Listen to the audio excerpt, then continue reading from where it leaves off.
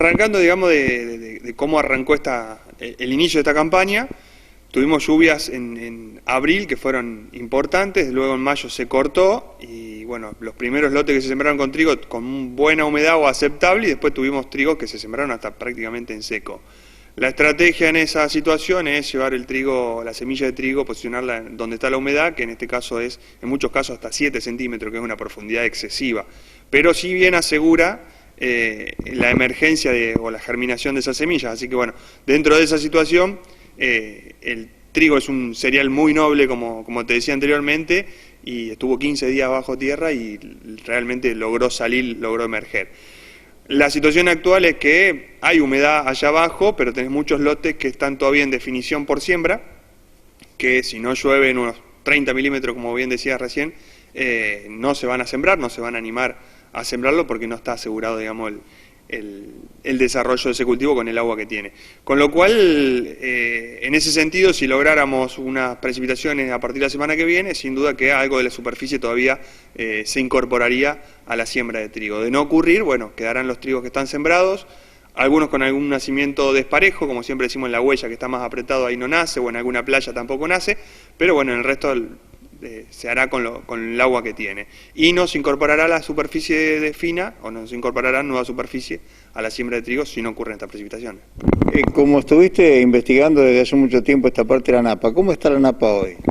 La napa está jugando poco, como siempre digo, en esta situación. Tenemos profundidad de napa de 2 metros, 2 metros 20, 2,50, que ya a partir de esa profundidad es poco lo que le pueden aportar a un cultivo de trigo. Con lo cual, digamos, no podemos dejar en manos o no podemos pretender, digamos, que esa napa nos aporte agua a este cultivo porque no está en sus posibilidades. Si bien hay lotes con profundidad de napa de 1,20 metros, 1,30 metros, que esos lotes sí van a tener un muy buen aporte de agua al cultivo y seguramente se verá reflejado en los rendimientos de esos cultivos por allá por noviembre. No hubo muchos fríos intensos, pero ¿cómo repercute el frío intenso en este estadio del trigo? Bueno, justamente está bastante templadito el ambiente en este momento, con lo cual hace que tenga un crecimiento aún mayor. Tuvimos esas heladas de 5 o 6 grados bajo cero que registramos en el Observatorio Meteorológico de INTA, que bueno, en esos casos algún golpecito le pegó, pero es un cultivo que está acostumbrado al frío, así que le viene muy bien. O sea que se la aguanta, como quien dice, ¿no? Es un cereal muy noble y como te decía, este trigo, digamos, será el pan a partir de diciembre de este año hacia adelante, así que esperamos que tengan los mejores resultados porque dependemos de él para comer los criollitos, facturas y el pan del año que viene, ¿no? Bueno, por último te quiero preguntar, ¿estuvieron acorde los rendimientos de soja, maíz con los números que ya ha sacado el INTA a lo que se preveía de esta campaña? Los resultados fueron muy buenos, fue una campaña muy buena que si bien fue complicada con respecto al agua porque tuvimos aportes muy grandes en principios de enero, ¿sí? Lluvias muy grandes, que después se cortaron y bueno, el cultivo se hizo justamente con esa napa que hoy falta.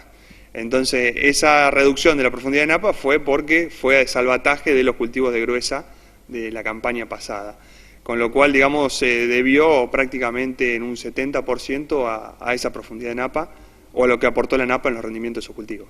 ¿En los topes de rendimiento en qué estuvimos? ¿En lo que hace a topes bajos y lo más alto? Bueno, eso depende mucho de la zona y del tipo de suelo, ¿no? Tuvimos rendimientos flojos en aquellas zonas que cuando le falta un poquito el agua flaquean, rendimientos de 2.000 kilos, pero tuvimos también rendimientos muy buenos en los lugares donde faltó el agua, pero tenía la reserva de napa, y podemos estar hablando de rendimientos promedio de 4.500 kilos de soja y de unos 11.500 a 12.000 kilos de maíz. Son rendimientos promedios de lote, ¿no? Después de picos podemos hablar de cualquier tipo de picos, pero esos son rendimientos promedios de lote cerrado.